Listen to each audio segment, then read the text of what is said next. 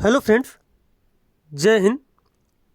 आज हम लोग सभी टीचिंग एग्ज़ाम के लिए जीन पियाजे का जो संज्ञानात्मक विकास का सिद्धांत है कंप्लीट करेंगे, जो सभी टीचिंग एग्ज़ाम के लिए बेहद इंपॉर्टेंट है।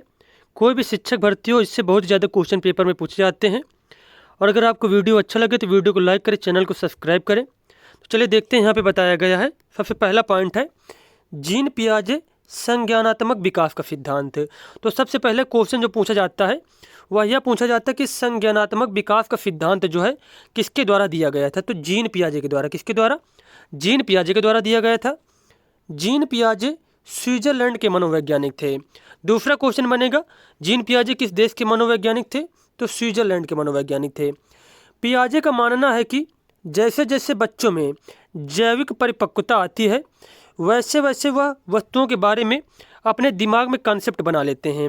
अब जैसे कि क्वेश्चन पूछा जाता है कि जीन पियाजे ने निम्न में से किसके बारे में ज़्यादा महत्वपूर्ण माना है, किस चीज़ को? तो जैविक परिपक्वता को। किसको माना है?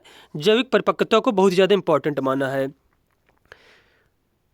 उसके बाद अगला पॉइंट है पियाजे के अकॉर्डिंग, मतलब पियाजे के अनुसार बच्चे सक्रिय ज्ञान निर्माता तथा नन्हे वैज्ञानिक हैं जो संसार के बारे में अपने सिद्धांतों की रचना करते हैं। अब क्वेश्चन यह पूछा जाता है कि बच्चे नन्हे वैज्ञानिक होते हैं, यह कथन किसका है? किसके द्वारा दिया गया था? तो पियाजे के द्वारा। या फिर बच्चे सक्रिय ज्ञान निर्माता होते हैं, यह कथन किसके द्वारा कहा गया था? पियाजे के द्वारा। पियाजे के अकॉर्डिंग बच्चों की थिंकिंग, जो बच्चों की सोच होती है एडल्ट से, मतलब वयस्कों से अलग होती है। किस प्रकार अलग होती है? तो ये भी क्वेश्चन पूछा गया है। तो गुणात्मक रूप से अलग होती है। कैसी अलग होती है? गुणात्मक रूप से अलग होती है, ना कि प्रकार के रूप में। तो ये भी आपको याद रखना है। उसके बाद अब बात की जाए दिया गया अनुकूलन। यहाँ पे तो वातावरण के अनुसार अपने आप को ढालना अनुकूलन कहलाता है और इसकी दो प्रक्रिया होती हैं। तो सबसे पहले जैसे एग्जाम्पल से हम लोग समझते हैं कि अनुकूलन क्या है। जैसे कि अभी यहाँ पे हमारे यहाँ का जो मौसम है वो गर्मी है, ठीक है। तो हम लोग गर्मी के अनुसार से अपने कपड़े पहनते हैं और जो वातावरण हमारा है तो उसके साथ अनुकूलन बनाते हैं, मतलब उसके साथ एक जो है सामंजस्य बनाकर चलते हैं।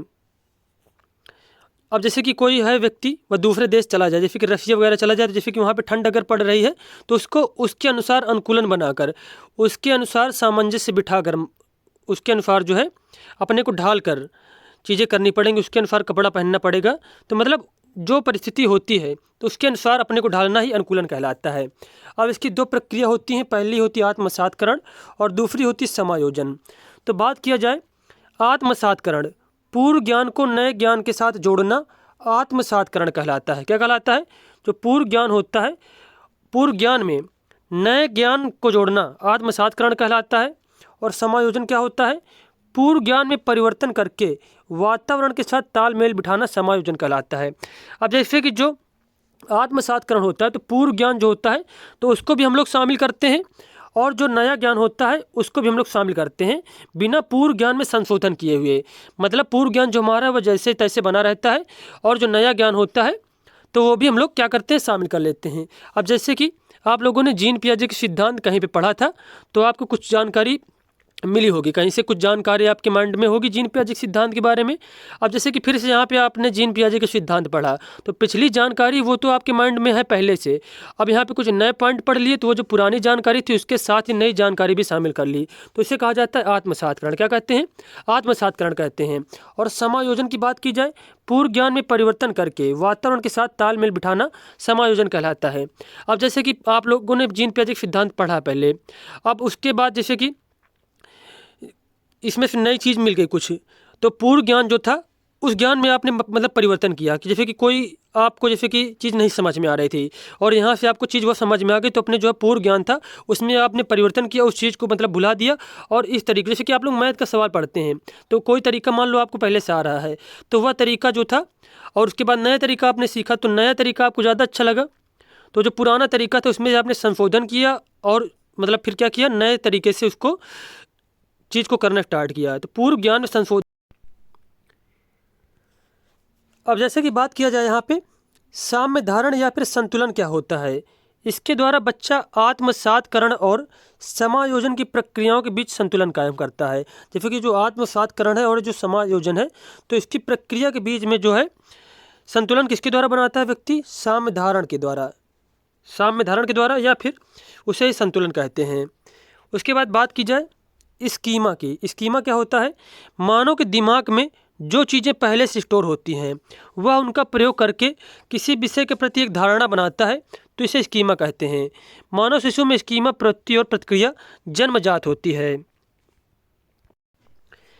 अब जैसे कि बात किया जाए कि हमारे माइंड में स्कीमा क्या है और आपके माइंड में स्कीमा क्या है, तो हम लोग जो सूचना एकत्रित करते हैं, जो व्याख्या करते हैं जिस मानसिक संरचना के द्वारा, उसे स्कीमा कहा जाता है। क्या कहते हैं? उसको ही स्कीमा कहते हैं।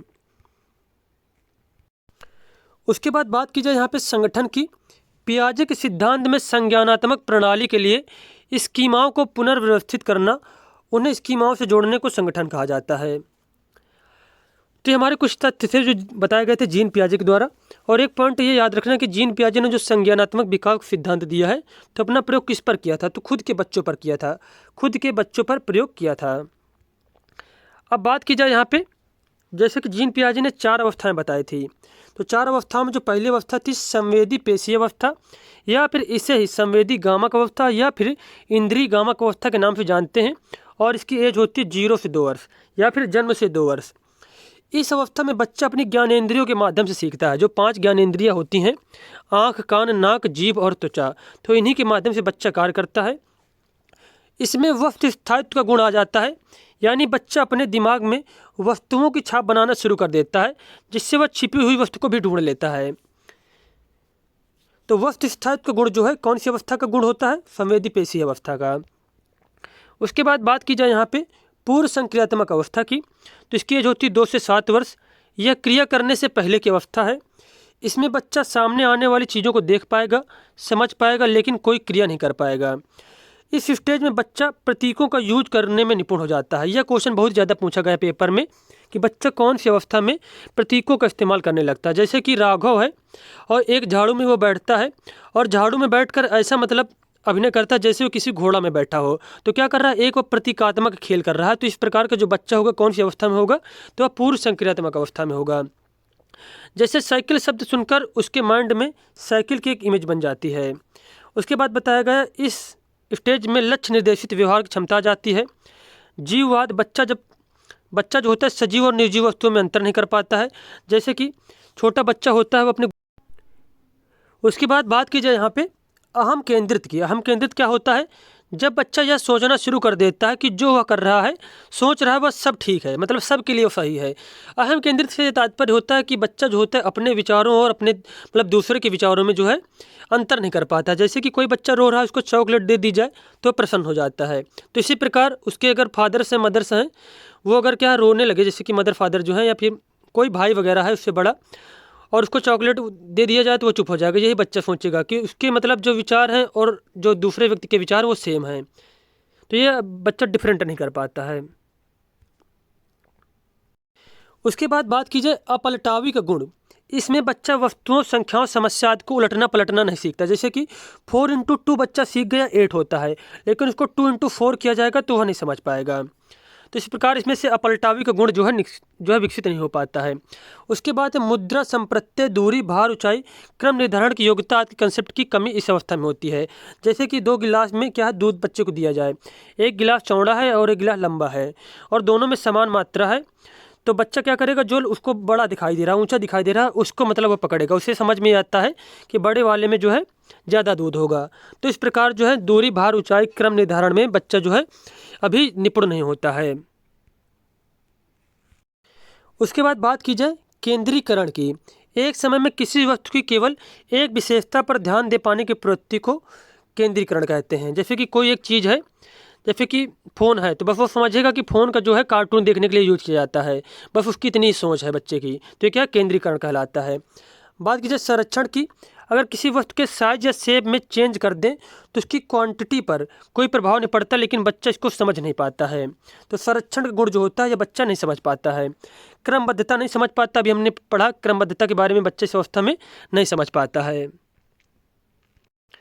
उसके बाद अगली अवस्था है मूर्त संक्रियात्मक अवस्था। इसकी एज होती है 7 से 11 वर्ष, और इसे ही ठोस परिचालन के नाम से भी जानते हैं। ठोस परिचालन के नाम से भी इसको जानते हैं। अब जैसे कि बताया गया है इस अवस्था में बच्चा सामने रखी हुई चीज़ों को देखकर ही कुछ कर सकता है, उन पर चिंतन करना शुरू करता है। मतलब बच्चा इस अवस्था में मूर्त चिंतन कर पाता है। जो चीज़ें उसके सामने हैं, बस उन्हीं के बारे में बच्चा चिंतन कर पाएगा। जो चीज़ें उसके सामने नहीं, उनके बारे में वो नहीं सोच पाता है। इस अवस्था में अपलटावी जीववाद, मुद्रा, भार, संरक्षण, क्रमबद्धता की योग्यता आदि का कंसेप्ट का गुण आ जाता है। मतलब जो पूर्व संक्रियात्मक अवस्था की विशेषताएं जो नहीं होती हैं, जिनमें से बच्चा निपुण नहीं हो पाता है, तो वो सारी विशेषताएं मूर्त संक्रियात्मक अवस्था में आ जाती हैं। आगमनात्मक तर्कणा, यह भी इसी अवस्था में आता है। यानी पहले बच्चे को कोई उदाहरण बताया जाए, फिर उसके बाद चीज़ें जो इसको करने के दिया जाए। जैसे पेड़ जरूरी है या नहीं हमारे लिए, बच्चा एम्फर, क्योंकि इसमें हमें ऑक्सीजन मिलती है। तो बच्चा क्या बताएगा, एग्जाम्पल के रूप में बताएगा, क्योंकि जो है पेड़ इसलिए जरूरी क्योंकि हमें इससे ऑक्सीजन मिलती है। और उसके बाद बात की जाए औपचारिक संक्रियात्मक अवस्था की, जिसकी एज 11 से 15 वर्ष होती है। यह संज्ञान की सर्वोच्च अवस्था है। इसमें बच्चा मूर्त चिंतन करने लगता है। निगमनात्मक तर्कना, इसमें बच्चा नियमों के ऊपर तर्क करने लगता है। और उसके बाद एक भी और पॉइंट याद रखना है, इसमें से बच्चा जो होता है अमूर्त चिंतन करने लगता है। क्या करने लगता है, अमूर्त चिंतन करने लगता है। मतलब जो चीज़ बच्चे के सामने नहीं है, जैसे कि होली के बारे में बोल दिया कि निबंध लिखो, तो होली मतलब हो या ना हो, उसके सामने ना हो, तो उसके बारे में सोच कर निबंध लिखना स्टार्ट कर देगा। तो ये निगमनात्मक तर्कना जो होती है, वो तो साथ में बच्चों के मतलब इसमें इस अवस्था की विशेषता होती है। और अमूर्त चिंतन भी करने लगते हैं इस अवस्था में बच्चे। अब बात की जाए पियाजे के सिद्धांत की आलोचना क्या है। पियाजे ने मानसिक विकास के चरणों के क्रम को अपरिवर्तनशील बताया है, लेकिन अगर बच्चों को अच्छा वातावरण दिया जाए तो वह अपनी अवस्था की क्षमता से अधिक सीख सकते हैं। मतलब पियाजे ने बताया है कि जो 4 अवस्थाएं होती हैं, तो बस बच्चा जो है प्रत्येक अवस्था की, प्रत्येक बच्चे की जो है यही मतलब विशेषता होती हैं प्रत्येक अवस्था की, इन्हें जो है सुधारा नहीं जा सकता है।